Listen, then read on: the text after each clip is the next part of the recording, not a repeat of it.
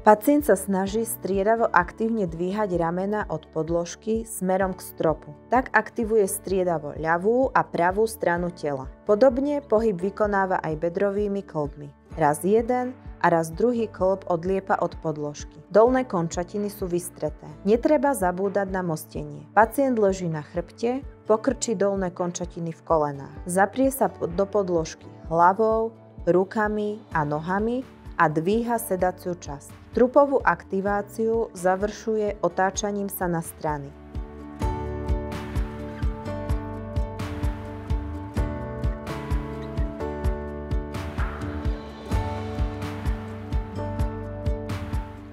Pacient si poprepletá prsty a vystreté horné končatiny v lakťoch pred paží. Dolné končatiny pokrčí v kolenách a snaží sa otočiť najprv na postihnutú stranu, potom na zdravú.